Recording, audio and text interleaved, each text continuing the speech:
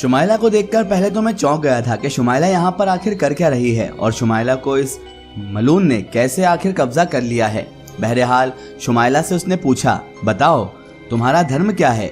तो शुमाइला नरम लहजे में बोली, जो महाराज का धर्म है वही मेरा धर्म है। जैसे ही शुमाइला ने उसकी तायीद की, उसकी हाँ में हाँ मिलाई और उसके कहे हुए अल्फाज कहने लगी तो मेरे बदन के पसीने पसीने छूट गए। मैं ये साफ तौर पर जानता था कि शुमाइला जो है वो जादू के जेरे असर है, यानी वो जादू के चंगुल में भी बुरी तरह फंस चुकी है। इसीलिए उसे गज्जू महाराज की हर बात सच लग रही है, क्योंकि गज्जू महाराज ने उस पर तांत्रिक अमल किया है, काला जादू किया है, जिसकी वजह से वो और कुछ याद नहीं रख पा रही और वो गजराज की ही जुबान बोल रही थी।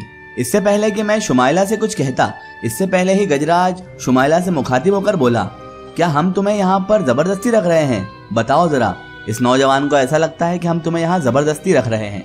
तभी शुमाइला ने नरम लहजे में फिर से कहा, नहीं नहीं महाराज, ऐसा बिल्कुल भी नहीं है। मैं तो आपके कदमों में, आपके चरणों में आकर बहुत ज्यादा खुश हो गई हूँ और मैं खुद को खुशकिस्मत समझती हूँ जो आपके चरणों में हूँ। तभी गज्जू तेली कहने लगा, देखो एक तुम हो और इस पागल को देखो, ये कह रहा है कि तुम्हें यहाँ जबरदस्ती रखा गया है शुमाइला। तभी शुमाइला बोली, वो तो ये तो है ही पागल महाराज जो ऐसा सोच रहा है। अब ये पागल नौजवान क्या जाने कि आप महाराज हैं क्या, आपके अंदर कितनी ताकत है और आप कितने महान महाराज हैं, ये नौजवान नहीं जान सकता। तभी गज्जू तेली ने फिर से उससे पूछा, शुमाइला अपने माता पिता को छोड़कर तुम्हें यहाँ कोई दुख तो नहीं है, कोई तकलीफ तो नहीं हो रही तुम्हें यहाँ अपने घर बार को छोड़कर आई हो तो? तभी शुमाइला बोली, नहीं नहीं, मुझे कोई तकलीफ नहीं है, अब तो यही मेरी दुनिया है, यही मेरा घर है और यही मेरा सब कुछ संसार है। तो गज्जू तेली बोला, इस पागल लड़के को बता दो कि तुम यहाँ पर अपनी मर्जी से आई हो, मैंने तुम्हें यहाँ पर जबरदस्ती नहीं रखा है, इसे साफ तौर पर बता दो। शुमाइला की निगाहें उसकी आवाज सुनते ही मेरी तरफ उठी और मैं साफ तौर पर उसकी आंखों में अपने लिए नफरत देख रहा था। तभी वो मुझसे मुखातिब होकर बोली, क्यों तू बेवकूफ़ी कर रहा है बेवकूफ़ आदमी, मैं यहाँ पर खुश हूँ और अपनी मर्जी से आई हूँ। तभी मैंने उससे कहा, मुझे जानती हो तुम शुमाइला, जानती हो मैं कौन हूँ? तभी वो बोली, मैं क्या जानूँ भला, तुझसे मेरा क्या वास्ता, तुम जो कोई भी हो भाड़ में जाओ, ये मेरा घर है और यहाँ से चले जाओ।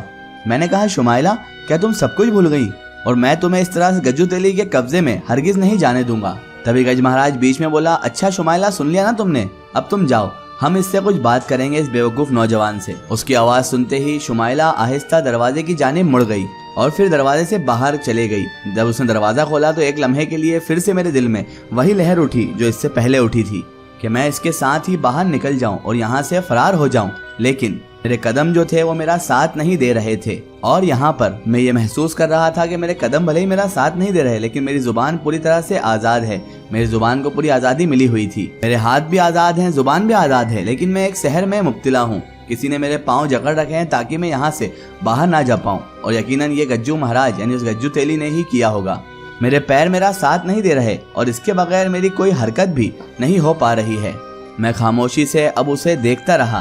तभी महाराज मेरी तरफ देखते हुए बोला, हाँ तो नौजवान, तूने देख लिया, उसने अपना धर्म भी बदल लिया है और हमको ही वो सब कुछ मानती है। तभी मैंने कहा, ये सब कुछ आर्जी है, एक ढोंग है, दिखावा है। क्या ये मैं नहीं जानता कि वो तेरे जादू के जेरे असर है? क्या तुम मुझे बेवकूफ़ समझते हो? मैं जानता हूँ वो होश में नहीं है और तुमने उस पर जादू किया है, वरना शुमाइला ऐसा कभी ना कहती जो उसने आज कहा है। गज्जू महाराज बोला, वो तो सब ठीक है, लेकिन तू क्या कहना चाहता है आखिर, बोल मुझसे। तो मैंने उसे साफ कह दिया वो सहरज़दा थी, यानी उस पर जादू किया हुआ था, वरना वो ऐसा करना हरगिज पसंद भी नहीं करती। तूने अपने जादू से, काले जादू से उसे अपने कब्जे में कर रखा है गज्जू तेली। एक बार फिर उसके चेहरे के तासुरात बदले और गज्जू तेली मुझे अब घूरने लगा, लेकिन थोड़ी ही देर बाद उसने अपने गुस्से पर कंट्रोल किया और उसके चेहरा फिर से बदल गया। जब कोई बेबस हो जाता है और उसे कोई रास्ता नहीं मिलता तो उसकी जिंदगी पूरी तरह खराब हो जाती है। पर ठीक है, अगर तू अपनी जुबान से अपने गज महाराज को अपना देवता ना माने तो तुझे गजराज का इल्म ही क्या है। मेरे दिल में एक लम्हे के लिए खौफ पैदा हुआ कि कहीं वाकई ऐसा ना हो जाए कि जिस तरह से मेरे पैर इसने जब्त कर लिए हैं, इसने अपने कब्जे में कर लिए हैं, तो कहीं ऐसा ना हो कि मेरी जुबान और मेरा अमल भी पूरी तरह से इसके हिसार में गिरफ्तार हो। लेकिन फिर मैंने अपने दिल को हौसला दिया, ये सब कुछ आर्जी है और मैं इसके चंगुल से निकल ही जाऊंगा, इसके इस जाल से बाहर निकल जाऊंगा। मेरी पुश्त पर अमीर शाह और कमालुद्दीन मेरे साथ हैं, वो कोई ना कोई रास्ता निकाल कर मुझे यहाँ से चंगुल से निकालने में मेरी मदद ज़रूर करेंगे, उनकी दुआएं मेरे साथ है। और इसके अलावा सबसे बड़ी बात तो यह है कि मेरे सीने में अल्लाह है, मेरे दिल में अल्लाह है, तो मुझे इसके जादू से मेरा परवरदिगार बचा ही लेगा।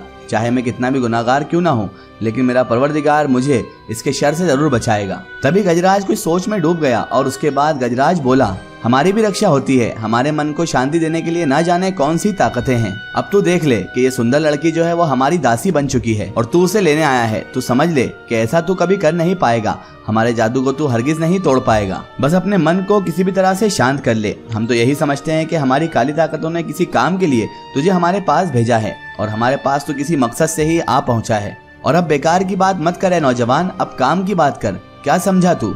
मेरे जहन में न जाने क्या ख्यालात थे, लेकिन बहरहाल ये भी एक कड़वी हकीकत थी कि ये एक अनोखा खेल बन चुका था। मैंने उससे कहा कि गज्जू तेली, अगर तू मुझे शुमाइला को मेरे हवाले कर देगा तो मैं एक खामोशी से यहाँ से चला जाऊंगा और तेरे बारे में ना किसी को कुछ कहूंगा, ना ही किसी को बताऊंगा, ना ही मेरे और तेरे दरमियान कोई झगड़ा होगा। मेरी ये बात सुनकर वो जवाबन हंस पड़ा, जोर जोर से खिलखिलाकर हंसने लगा और कहने लगा, चींटी भी दो पैर पर खड़े होकर हाथी को ललकारने लगती है। अगर एक फूंक मारूंगा ना तो उड़कर इतनी दूर जाएगा कि संसार भी तुझे कभी पा नहीं सकेगा, इस संसार में कभी तू आ भी नहीं सकेगा, समझा? और तू मुझे ललकार रहा है कि हमारे बीच में कुछ नहीं होगा। और जहां तक उस लड़की यानी शुमाइला की बात है, अगर ए बेवकूफ लड़के तू उसे ले भी जाए तो हमें कोई फर्क नहीं पड़ना है। जब हम उसे आवाज देंगे वो दौड़ी चली आएगी हमारे पास फिर से, तू उसे रोक नहीं पाएगा। वो पूरी तरह हमारे कब्जे में है और हम तुझे साफ तौर पर पहले ही बता चुके हैं कि ये पुराना खेल है, ये आज का खेल नहीं है, ना ही ये आज की बात है, ये बहुत पुरानी बात है। तू समझने को तैयार नहीं है कि ये कोई आज का सब नहीं चल रहा है, ये बहुत पुराना मामला है जो अब जाकर उरूज पर आया है। जिन लोगों ने तुझे अपना वीर बनाकर भेजा है ना, वो हमारे पुराने दुश्मन है और हमारी आज की दुश्मनी नहीं बल्कि पुरानी दुश्मनी है। और ये समझ ले कि तुझे उन्होंने वीर बनाकर नहीं भेजा बल्कि बलि के लिए भेजा है, बलि चढ़ाया है तुझे। इस मामले को हम दोनों के बीच में ही रहने दे और एक और काम कर डाल हमारा। ऐसा भी होता है और रास्ते तो और भी बनते हैं। अब सोच ले तुझे क्या करना है। अब तू आ गया है तो ये समझ ले तेरे लिए बहुत सारे दरवाजे खुल गए हैं और हम अगर जैसा बोलते हैं तू वैसा कर लेता है तो इसमें तेरा ही फायदा है। क्या तू ऐसी शक्ति चाहता है, ऐसी ताकत चाहता है जो पूरी दुनिया को तेरे कदमों में झुका दे? क्या तू राजाओं की तरह, महाराजाओं की तरह राज करना चाहता है? और अगर तू इसका नमूना मांगेगा तो हम तुझे लम्हों में ही दिखा देंगे किस तरह हम तुझे राजा बना सकते हैं, महाराजा जैसी जिंदगी दे सकते हैं, अगर तू चाहेगा तो। बल्कि ऐसा कर, पहले तू हमसे सौदा कर ले, हमसे एक मुआहिदा कर ले, हमें वादा कर, हमें ज़ुबान दे। जब कोई हमें कॉल देता है, ज़ुबान देता है, तो उसके बाद उस ज़ुबान की पाबंदी कराना, उस कॉल की पाबंदी कराना यानी उस पर अमल करवाना हमारा काम होता है। फिर हम जैसे चाहें उस इंसान से अपना वादा पूरा करवा ही लेते हैं। उसके लिए तुझे भी हमें कॉल देना होगा, यानी हमें वादा करना होगा। तू बस हमारे लिए हाँ कर दे, बाकी सब हम पर छोड़ दे। हम तुझे नमूने के तौर पर वो ताकत देंगे, वो शक्ति देंगे जिससे तू ये जान लेगा। मैं तो उसे हैरानी से देख रहा था, तभी वो बोला, बावले हमने तुझसे सच कहा है, बस तू हमारा काम कर। उस व्यक्ति की जगह तू अब हमारा काम कर, हम तुझे वो सब कुछ देंगे जो तुझसे हम करवाना चाहते हैं। अचानक मेरे जहन में तरह तरह के ख्याल आने लगे। मैंने गजराज से ही पूछ डाला, अच्छा गजराज, मुझे ये बताओ मैं कौन हूँ और मैं क्या हूँ, मैं किस मुश्किल में गिरफ्तार हूँ, जरा तुम ये बताओ। तुम्हारे पास बहुत ताकत है ना, बताओ जरा मेरी उलझन क्या है और मैं क्या करना चाहता हूँ। तुम्हें सब कुछ पता है तो अब मुझे ये बताकर बताओ। तो वो कहने लगा, ठीक है मैं बता दूंगा। ये हुई ना बात, अब तेरी जुबान, तेरा लहजा, तेरा अंदाज सब कुछ बदलने लगा है लड़के। मैं यही चाहता था कि तू अपने मुंह खोले। हम भी ऐसे लोगों को पसंद करते हैं, जब उन्हें इन बात का पता चल जाए कि उनके बस में अब कुछ भी नहीं रहा है तो वो खुद ही हमारे इख्तियार के हिसाब से चलने लगते हैं और वो सामने वाले को मान लेते हैं। उसने अचानक अपनी आंखें बंद कर ली और न जाने किस अंदाज में अब वो मेरे सामने खड़े होकर सोचने लगा था। मैंने तभी सोचा कि अगर मेरे अज़ा यानी जिस्म के हिस्से अगर इस वक्त मेरे काबू में होते तो मुझे इससे अच्छा मौका नहीं मिल सकता था कि मैं इस गज्जू तेली का खात्मा कर देता, इसका काम ही तमाम कर देता, क्योंकि इससे अच्छा मौका मुझे फिर नहीं मिलने वाला था। क्योंकि एक इंसान को कत्ल करने के बाद दूसरों को मारना मुश्किल नहीं होता और ये मैं पहले ही कर चुका था, खास तौर से उस नापाक रूह को जिसने लोगों की नाक में दम कर रखा है, लोगों को परेशान कर रखा है। गजराज कुछ देर तो खामोश रहा, उसके बाद उसने आंखें खोलकर मुझे देखा और उसके बाद मुझसे बोला, कौन है तू, क्या है तू। उसके सवाल पर मुझे हंसी आ गई, क्योंकि यही सवाल तो मैंने उससे पूछा था और वो जवाब में मुझसे ही आला सवाल फिर से पूछने लगा। मैंने कहा, बस यही ताकत है तेरी गज महाराज कि तू मेरे बारे में यही नहीं जान सका कि मैं कौन हूँ, क्या हूँ और किस परेशानी में हूँ। गजराज के चेहरे पर हैरत थी। फिर उसने पुरख्याल अंदाज में अपनी गर्दन को हिलाते हुए मुझसे कहा, इसका मतलब है तू अपने अंदर कोई शक्ति छुपा कर लाया है, कोई ताकत तेरे पास भी मौजूद है जो मुझे तेरे अंदर झांकने नहीं दे रही, तुझे टटोलने नहीं दे रही, न ही तेरे बारे में कुछ मालूम करने दे रही है। पर अच्छा नहीं होगा तेरे हक में ये, तूने हमारे एक आदमी को मौत के घाट उतार दिया है और उसके बाद तू ये समझने लगा कि अब तू जो मन चाहे वो कर सकता है, लेकिन ये तेरी गलत फहमी है। ऐसा बिल्कुल भी नहीं होगा। ये तो एक छोटा सा नमूना है। अभी हमने किया ही क्या है तेरे लिए बेवकूफ लड़के। लेकिन हमें एक बात बता लड़के, तू है कौन और तेरे गिर्द ये काली दीवारें क्यों खड़ी हुई हैं? इन काली दीवारों के अंदर आखिर है क्या? ये बात सच है कि तेरे बारे में हम कुछ मालूम नहीं कर सके, पर हमारे मन में अब कुछ कुरेद पैदा हो गई है कि आखिर तू है कौन और तेरे आसपास ये सब क्या है, क्यों है ऐसा? और फिर अचानक मेरे दिल में रोशनी की एक चादर फैल गई। कौन सी ताकत है जो शादिल के आसपास घेरा बनाए हुए है?